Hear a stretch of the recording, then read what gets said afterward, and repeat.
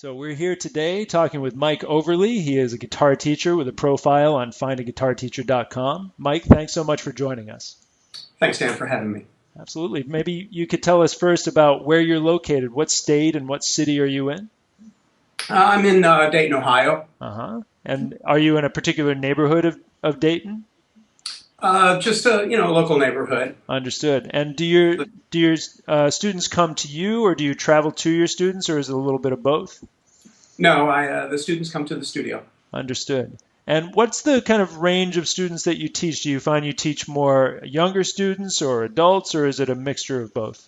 Yeah, it's a mixture of both. I have actually a 6-year-old student at the moment, and probably 60 plus or whatever. So it's just an incredibly wide range of Makes sense. Both age and ability. Of course. And what's the guitar teaching climate like there in Dayton, Ohio? Do you find that there's a lot of interest in playing guitar? Do a lot of people want to learn to play? Well, of course, people want to learn how to play guitar. I would say that that's a multifaceted question, obviously, based upon economics and desire. Those two things collide, as you know. Yes. The times being what they are in this 2014 video we got going on is the economic times. Is many parents, of course, would like to have their children take music lessons, but can't afford it in these times. So that's sad, and I've noticed that over my career of teaching. Yes. So I would say that a lot of it is based upon the parents having jobs, to make it super simple. Professional people, military people, where the money is still for jobs is what enables people to actually take lessons. Yeah. And what do you find the styles of music are that people are most interested in? And just as a follow-up question, what styles do you offer? All styles. So that's not all styles and levels and abilities and on and on and on. But it's all over the place, from children who don't even know what you're saying. They don't even know what a style is. You know what I mean? Okay. To teens who might want to be interested in something more contemporary, boys and girls too, differences of that, and adults who are into, their classical, not classical per se, but, classic rock elements or things that they knew from their past or whatever. Jazz dudes, who want to learn how to play like Joe Pass or whatever it is. Yeah, sure. Picking people that want to play like James Taylor. I mean, it's just... It's a conceivable style and level of that you would imagine. Do you have any favorite styles of your own that you like to teach and that you like to play? Those are two different questions. Yes, they are. The first one is there any favorite style that I like to teach? No.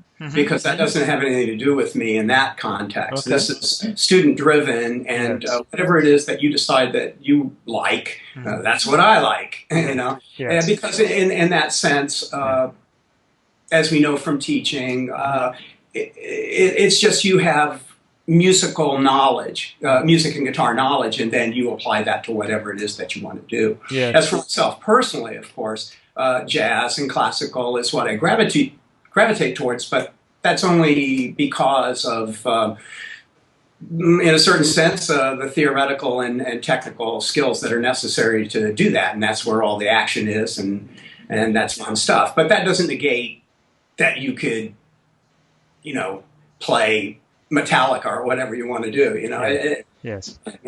Sure. And can you tell us a little bit about your approach to teaching? Just in kind of simple terms.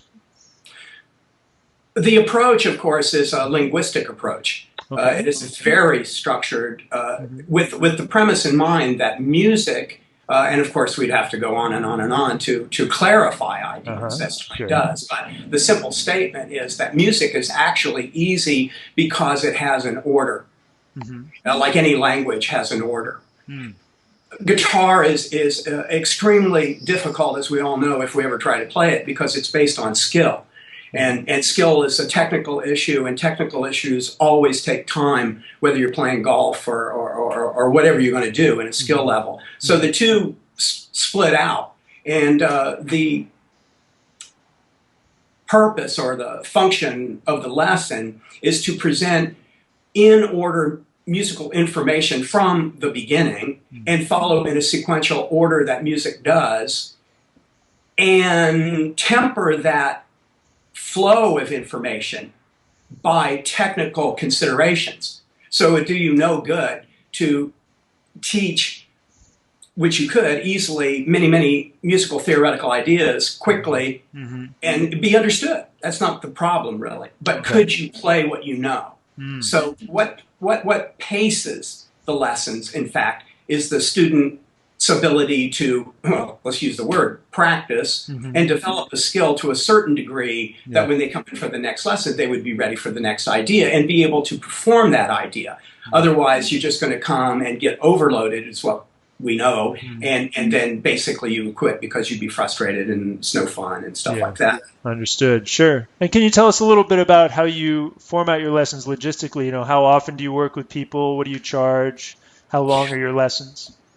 Lessons are a half hour. Some people take hour, but of course half hour once a week is what I'm saying. To tie that together is totally sufficient in a time setting to present you with theoretical idea of music and guitar, so that you could then go home and spend the rest of there's 333 half hours in a week. So if I got one of them, then you got plenty to go home and practice what you've learned and pull it together to whatever degree you can in that amount of time and come back. One of the things, of course, that inhibits that concept, especially with adults, not children. That's a big split on the two, many differences on that two age group thing, is they want to be better. Everybody, the adult kind of, from teen to adult, once they have a vision of the end in mind and they would like to just start at the end.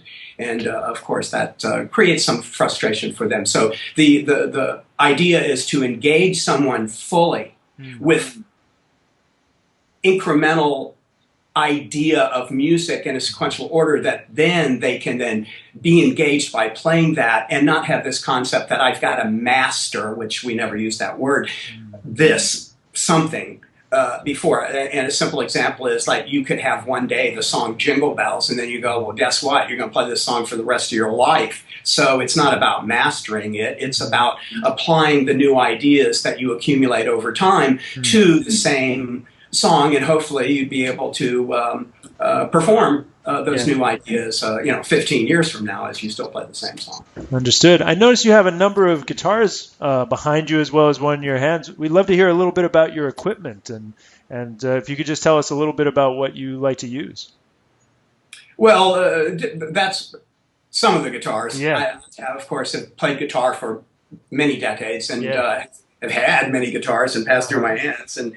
But I have guitars, let's say simply stated, for whatever particular musical expression needs to happen. So you would play a classical guitar if you were playing classical music. You would play an acoustic guitar if you were playing fingerstyle. You'd play a hollow body jazz guitar if you were playing that.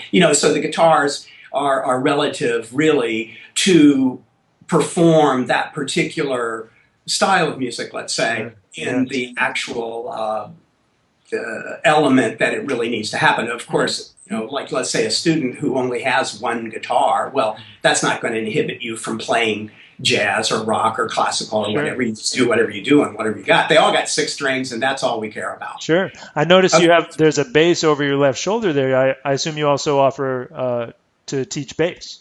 Oh yeah, lots of bass lessons. I'm very involved with bass. Bass is a to bring that up and to parse things out in that manner. The guitar it has a long history, obviously, of instruction. This is what we're really dealing with here. And the problem with guitar is there are so many. This will kind of take us off into another direction, but the way I see it in my views, there's many false methods on the guitar thing, and many. Everybody buys a guitar and gets a book and wants to play, but it tends that the methods kind of fail you is really what it's all about. So you get a whole bunch of guitar books and they're all sitting in the corner, you don't get them, and you kind of quit and you just flip off the tab or something like that. Bass has a totally different origin. bass and bassists or musicians who play bass are actually parsed out, even though they're fretboards and strings and all that stuff. Bass players, like in that kind of context, they're considered right off the bat as being musicians because the bass is a part of the orchestra.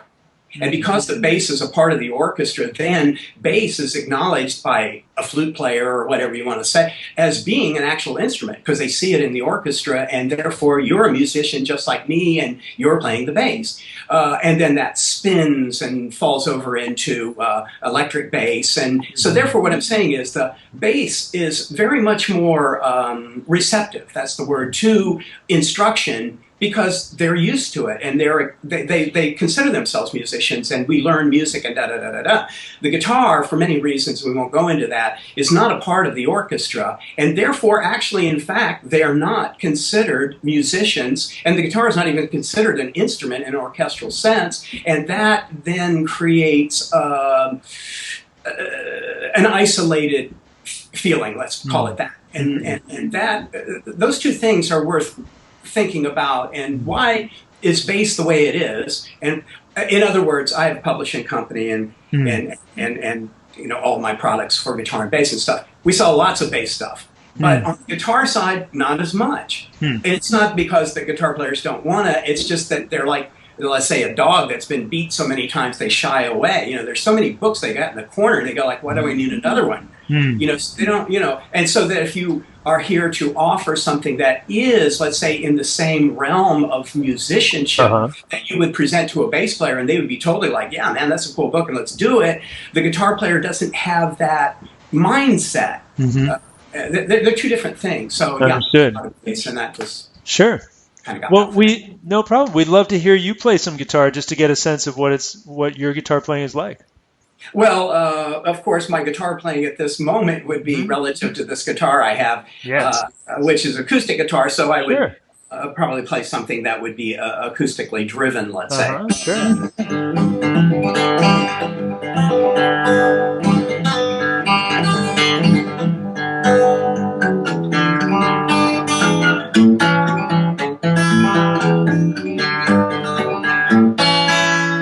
Something that would be more fingerstyle oriented in that way. But as we said, you could make it be like maybe more bluesy, even to illustrate this thing that I'm not going to go get that Strat over there to play some blues and plug into like you know, deluxe reverb or whatever you're going to, all that. But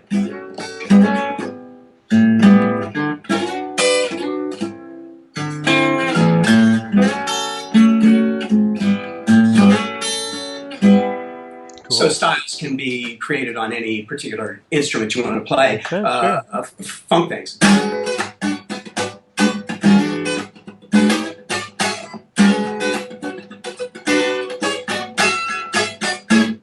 Cool. That's great. Jazzy chords.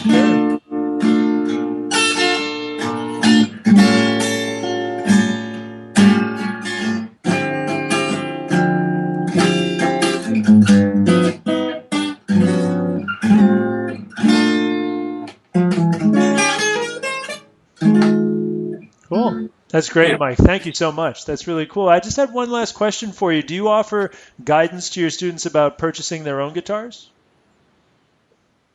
No. Only in the sense that, you know, go to the music store and just put your hands on lots of guitars. And something will attract you, actually, in that sense, you know, especially in the concept of even if they decided, oh, I'm going to go get a Strat or whatever, you know, go put 100 Strats in your hand and you'll find the one you like. Or go get an acoustic guitar and just play lots of guitars and then you'll just, one will come to you, you know. Got it. Understood. Well, listen, it's been great to hear about your teaching and to hear you play guitar a little bit. And we really look forward to having you on Find a Guitar Teacher for many years to come.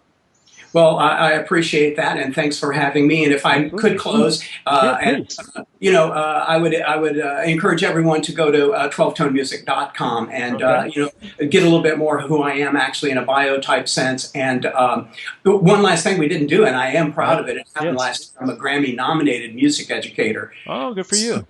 Yeah, really, that was really great. You know, stuff like that. And look at the products that we have for guitar and bass, and something could be in there that would help you move. Fantastic. Sure. Well, Mike, thanks again. and it's been great to hear all about it. Thank you. Okay, thanks a lot, Dan. I really appreciate it. You're very welcome. Have a good day. Okay, bye-bye.